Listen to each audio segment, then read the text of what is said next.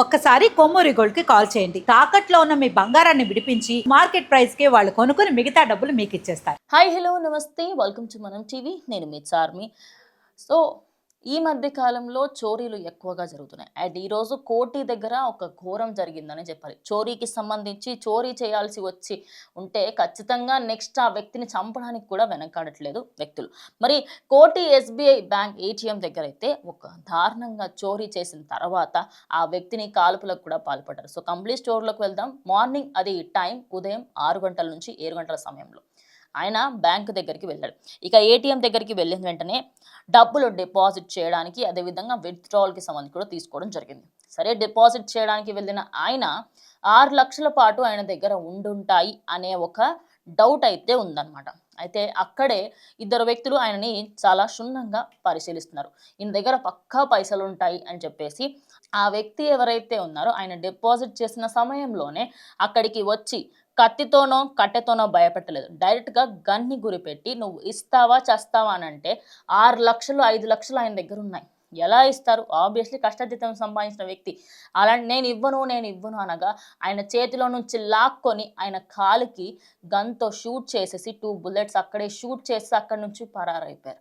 ఇక ఈ సంఘటన తెలుసుకున్న వెంటనే అక్కడికి పోలీసులు రావడము, అదేవిధంగా సీసీ ఫుటేజ్లో ఇదంతా కూడా చూసినప్పుడు ఇదంతా ఏదో పక్కడబందీ ప్లాన్గానే ఉంది అనిపిస్తుంది. అండ్ ఇంకొక దారుణమైన విషయం ఏంటి అంటే ఆ ఏటీఎంలను కూడా కంప్లీట్గా ధ్వంసం చేసేసి ఆ ఏటీఎంలో నుంచి కూడా ఇంకేమైనా డబ్బు ఉంటే తీసుకోవాలి అనే ఉద్దేశంతో ఆ ఇద్దరు కూడా ఉందన్నట్టుగా క్లియర్గా తెలుస్తుంది. మరి అదే టైంకి ఆ వ్యక్తి వస్తారు అని ఎలా తెలుసు? ఎవరైనా బ్యాక్ సైడ్ నుంచి నడిపిస్తున్నారా అనే దానికి సంబంధించి కూడా చాలా డౌట్స్ వస్తున్నాయి. మరి కోటిలో జరిగిన ఈ ఇన్సిడెంట్లో ఇంకా కొన్ని విషయాలు అందరినీ కూడా కలిచివేస్తున్నాయి. ఫస్ట్ అండ్ ఫార్మోస్ట్ థింగ్, అక్కడ డబ్బులు గుంజుకున్న తర్వాత ఆయనకి సంబంధించి కట్టతో కూడా ఏమైనా చేయొచ్చు. అలా కాకుండా అక్కడికక్కడే బుల్లెట్తోని షూట్ చేయడం, బుల్లెట్ షూట్ చేసిన విధానం కూడా కరెక్ట్గా మోకాలికి సంబంధించిన కింద వాళ్ళు షూట్ చేయడంతో ఆయన కాలు లేవలేని పరిస్థితిలోకి వెళ్ళిపోయాడు. ఇక ఆయన ఉరకలేడు కాబట్టి ఖచ్చితంగా అక్కడ నుంచి తొందరగా పరారైపోవచ్చు. మరి ఆయన ఎగ్జాక్ట్గా 7 to 6 నుంచి 7 మధ్యలోనే వస్తారు అని వీళ్ళిద్దరికీ ఎలా తెలుసు? ఆ సీసీటీవీ ఫుటేజ్లో ఇంకా ఏమేమి రికార్డ్ అయ్యాయి? ఆ సీసీటీవీ ఫుటేజ్కి సంబంధించి అందులో గమనిస్తే ఆ సీసీటీవీ ఫుటేజ్లో వాళ్ళు లోపలికి వచ్చి అదేవిధంగా మాస్కులు ధరించారన్నట్టుగా కూడా తెలుస్తోంది. మరి వాళ్లకు సంబంధించి ప్రజెంట్ కోటి పోలీసులు అయితే ఇప్పటికీ కూడా వాళ్ళ వెహికల్ అదంతా కూడా చూసి వాళ్ళకి సంబంధించి ఇన్వెస్టిగేషన్ అనేది స్టార్ట్ చేశారు. ఈ మధ్య కాలంలో ఇలాంటి కేసులు ఎక్కువ అవుతూ పోతున్నాయి. ఈ రషీద్ అనే వ్యక్తి ఎవరైతే ఉన్నాడో ఆయన ఒక బిజినెస్ నడిపిస్తూ ఉంటారు. అదే క్రమంలో ఆయన దగ్గర ఎక్కువగా మనీ ఉంటాయి. మరి ఈ రషీద్ అనే వ్యక్తికి వాళ్ళిద్దరికి ఏమైనా గొడవలు ఉన్నాయా? వాళ్లకు సంబంధించి ఏదైనా పర్సనల్ గొడవల వల్లనే ఈయన ఏదైనా డబ్బులు మోసం చేశాడా? లేకపోతే వాళ్లకు సంబంధించి ఈ వ్యక్తిని ముందు నుంచే ట్రాప్ చేసి ఈ వ్యక్తికి సంబంధించి ఆయన ఎక్కడెక్కడ వెళ్తున్నారు, ఎప్పుడెప్పుడు ఏమేం చేస్తారు, ఇవన్నీ కూడా అబ్జర్వ్ చేస్తున్నారా? ఈ ఒక్క ఇన్సిడెంట్ తర్వాత చాలా కోణాలలో అక్కడ పోలీసులు అయితే ఇన్వెస్టిగేట్ చేస్తున్నారు. అదే కాకుండా వాళ్ళు కాల్చిన విధానం, అసలు ఒక ప్రొఫెషనల్ షూటర్ లాగా కాల్చాడు. ఇక దానికి సంబంధించి బుల్లెట్స్, అదేవిధంగా వాళ్ళు అక్కడ ఉన్న దానికి సంబంధించి కంప్లీట్గా అక్కడ క్లియర్గా ప్రతి ఒక్క ప్రూఫ్ను అయితే పోలీసులు తీసుకోవడం జరిగింది. ఇక ఫారెన్సిక్ ల్యాబ్కి సంబంధించి కూడా వెళ్ళడం జరిగింది. కాల్పులు జరిగిన వెంటనే సమాచారం అందుకున్న తర్వాత సుల్తాన్ బజార్ పోలీసులు ఘటనా స్థలానికి చేరుకొని క్లూస్ టీమ్ సహాయంతో ఆధారాలను సేకరించాడు. అక్కడ ఉన్న సీసీటీవీ కెమెరాల ఆధారంగా విచారణ ముమ్మరం చేయడం జరుగుతుంది. కాల్పులకు తెగబడింది ఎవరు? డబ్బుల సమాచారం వారికి ఎలా తెలిసింది? ఇది తెలిసిన వారి పనేనా అనే కోణంలో దర్యాప్తుకి సంబంధించి చేస్తూ ఉన్నారు. అదే కాకుండా నిందితులను పట్టుకునేందుకు 5 ప్రత్యేక టీంలను కూడా ఏర్పాటు చేసినట్టుగా సుల్తాన్ బజార్ సంబంధించిన ఏపీసీ వెల్లడించడం జరిగింది.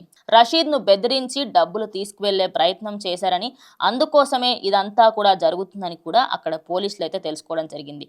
తీసుకెళ్లేందుకు ప్రయత్నించిన తర్వాత అతడు ఎదురు తిరగడంతో కాలికి సంబంధించి కాలిపైన కాల్పులు జరిపారని, ఇదంతా కూడా అక్కడున్న పోలీస్ అయితే దీనికి సంబంధించి ప్రెస్ మీట్లో కూడా చెప్పడం జరిగింది. రషీద్ అనే ఈ వ్యక్తి నాంపల్లిలో వస్త్ర దుకాణం నిర్వహించుకుంటున్నారు. వ్యాపారానికి సంబంధించి డబ్బులు ఏటీఎంల మెషిన్లో డిపాజిట్ చేసేందుకు వెళ్లిన సమయంలో ఉదయం 7 గంటల ప్రాంతంలో ఈ ఘటన చోటు చేసుకుందని తెలిపారు. ఖచ్చితంగా తెలిసిన వారు పాత నేరస్తుల పని అయ్యి ఉంటుందని, అక్కడ పోలీసులు అయితే అనుకుంటున్నారు. ప్రస్తుతం ఏటీఎం పరిసరాల్లోని సీసీటీవీ కెమెరాలను క్షుణ్ణంగా పరిశీలిస్తున్నారు. అందులో లభించే ఆధారాలను బట్టి నిందితులను పట్టుకోవాలని అక్కడి పోలీసులు అయితే చూస్తున్నారు. గతేడాది నగరంలో కాల్పులు జరిగాయని, ఆ తర్వాత మరోసారి కాల్పులు జరిగినట్టుగా తెలుపుతున్నారు. ప్రజలు పెద్ద ఎత్తున డబ్బులు తరలించే సమయంలో అప్రమత్తంగా ఉండాలని పోలీసులు సూచిస్తున్నారు. అదే కాకుండా ప్రజెంట్ కోటి ఏరియాకి సంబంధించిన ఎస్బీఐ బ్యాంక్ ఏటీఎం ఏదైతే ఉందో అది అక్కడే కంప్లీట్గా అక్కడ స్ట్రిక్ట్గా ఎన్వైర్న్మెంట్ అంతా కూడా ఉంది. బికాస్ అక్కడ నుంచి ఎవరు కూడా బ్యాంక్స్కి సంబంధించి మీరు ఏమైనా ఉన్నా కూడా వేరే బ్యాంక్స్లో చూసుకోండి అని కూడా చెప్పడం జరుగుతుంది.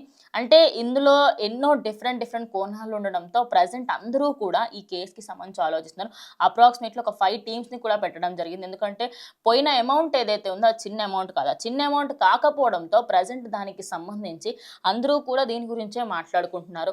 సో ఎక్కడ విన్నా కూడా కోటికి సంబంధించి జరుగుతుంది. మనం ఒక్కసారి అక్కడ విజువల్స్కి సంబంధించిన సంపాదించగలిగితే నేను ఆ విజువల్స్ మీకు ఎక్స్ప్లెయిన్ చేసే ప్రయత్నం చేస్తాను. ఆ విజువల్స్ ఎంత ఘోరంగా ఉన్నాయంటే ఆ వ్యక్తి ఎవరైతే ఆ తీసుకెళ్లే ప్రయత్నం చేశాడో ఆయన ఫస్ట్‌గా బెదిరించడము, ఆ బెదిరించిన తరువాత ఈయన వినకపోయేసరికంటే కాలికి సంబంధించి కాల్పులు చేయడం. ఒక దుకాణదారుడికి సంబంధించి ఆయన రోజువారీ కష్టం మీద జీవిస్తూ ఉంటాడు. ఖచ్చితంగా ఆయన ఇన్‌కేస్ ఆయన షాప్ పెద్దగా ఉన్నా, చిన్నగా ఉన్నా అదంతా పక్కకు పెట్టినప్పటికి కూడా ఆయన షాప్‌కి సంబంధించి అమౌంట్‌ని డిపాజిట్ చేయడానికి వచ్చిన విషయాన్ని ఆళ్ళు ముందస్తుగానే గమనించి అంటే వీళ్ళేమైనా తెలిసిన వాళ్ళు చేశారా? బికాజ్ ఆయన వస్తున్న విషయం ఖచ్చితంగా వాళ్ళ ఫ్యామిలీకి తప్ప ఇంకెవరికీ తెలిసుండదు. లేకపోతే వాళ్ళ వర్కర్‌కి తెలిసుంది. మరి వర్కర్స్ ఏమైనా చేయించారా? లేకపోతే చుట్టాలు ఎవరైనా చేశారా? లేకపోతే ఆయనకి సంబంధించి ఇతర ఆ ఆఫీస్‌కి సంబంధించిన వాళ్ళు, లేకపోతే ఇతర షాపింగ్ మాల్‌కి సంబంధించిన ఎవరైనా చేయించారా? ఇవన్నీ కోణాలలో ప్రస్తుతం దర్యాప్తు అయితే కొనసాగుతుంది. సో, ఖచ్చితంగా ఇప్పుడు ఎవరెవరైతే బయటకి వెళ్తున్నారో డబ్బు చేతిలో పెట్టుకొని, బంగారం చేతిలో పెట్టుకొని ఖచ్చితంగా మీరు జాగ్రత్తగా ఉండాల్సిందే. ఎందుకంటే బంగారాలు ఇంకా అదేవిధంగా డబ్బులకి సంబంధించి ప్రజెంట్ చోరీలు అనేటివి హైదరాబాద్ పరిసర ప్రాంతాలలో డే బై డే ఎక్కువ అవుతూ ఉన్నాయి. ఒక్కసారిగా మీరు బయటకు వెళ్ళినప్పుడు మీ చుట్టుప్రక్కల ఎక్కడికి వెళ్తున్నారు? ఏంటి? మీరు వెళ్ళే ప్రాంతంకి నేను వేసుకునే బట్టలు అదేవిధంగా ఇవన్నీ కరెక్టా? కాదో ఒక్కసారి గుర్తుంచుకోండి. ఎందుకంటే మీరు నగలు దిగేసుకొని వెళ్తే రోడ్ మీద వెళ్తున్నా అంటే ఖచ్చితంగా వెళ్ళకండి. మెడలో తాళ్ళకు సంబంధించి కూడా కొంచెం కొద్ది రోజుల పాటు మెడలో వేసుకునే మంగళసూత్రంకి సంబంధించి కూడా అవన్నిటినీ కూడా ఖచ్చితంగా మీరు జాగ్రత్తగా చూసుకోవాలి. నేను తీసేసి పెట్టమని చెప్పను. నేను ఖచ్చితంగా నా నోటి నుంచే నాకు చెప్పను. కానీ ఇలాంటి కేసులు ఎక్కువ అవుతున్నాయి. ఇప్పుడు చోరీలకు సంబంధించి డబ్బులు తీసుకువెళ్తున్నారు, బంగారం తీసుకువెళ్తున్నారు. అదే కాకుండా ఇంట్లల్లోకి వచ్చి చొరబడుతున్నారు. మీరు ఇంట్లో పెట్టుకున్నా లేకపోతే మనం వేసుకున్నా కూడా ఖచ్చితంగా జాగ్రత్త పాటించాల్సిందే. జాగ్రత్త పాటించకపోతే మన పరిస్థితి ఖచ్చితంగా ఇలానే అవుతుంది. ఆయనకు షూట్ చేసిన విజువల్స్‌కి సంబంధించి కూడా చూసుకున్నా ఆయన కాళ్ళ నుంచి కంప్లీట్‌గా రక్తం కారుతూ ఉండడం, అక్కడ స్థానికులు వెంటనే రియాక్ట్ అయ్యి వాళ్ళని పట్టుకునే ప్రయత్నం చేసినప్పటికీ కూడా వాళ్ళు దొరకకపోవడము. ఇంకోటేందంటే కోటి మొత్తం ఒక్కసారిగా పొద్దున అటు ఒక మంచి మ్యూజిక్ వినో, ఒక దేవుని పాట వినో లెవ్వలేదు. ఒక కాల్పుల సౌండ్ విని లేచింది కోటి మొత్తం అనే చెప్పాలి. ప్రెజెంట్ కోటి ఏరియాలోని కొన్ని చాలా ఏరియాస్‌ని మాత్రం కొంచెం రిస్ట్రిక్ట్ చేయడం జరిగింది. అందరినీ కూడా ఎవరెవరైతే ఈ వ్యక్తికి సంబంధించి ఆ ఏరియాలో ఉన్న వాళ్ళందరినీ కూడా ఇన్వెస్టిగేట్ చేసిన మీరేమైనా చూసారా? ఏం జరిగింది? ఏంటనే దానిపైన కూడా దర్యాప్తు కొనసాగుతుంది. లెట్స్ హోప్ ఖచ్చితంగా వాళ్ళు దొరకాలి. వాళ్ళకి కఠిన చర్యలు, వాళ్ళకి కఠిన శిక్షలు పడాలి అని కూడా మనం గట్టిగా కోరుకుందాం. సో, కోటికి సంబంధించిన వాళ్ళు ఎవరెవరైతే ఉన్నారో ఖచ్చితంగా పోలీసులకు కూడా సపోర్ట్ చేస్తామని కూడా చెప్తున్నారు. సో, ఇది ఇవాళటి వీడియో. ఇంకో వీడియోతో మళ్ళీ కలుస్తాం. అండ్ కీప్ వాచింగ్ మనం టీవీ.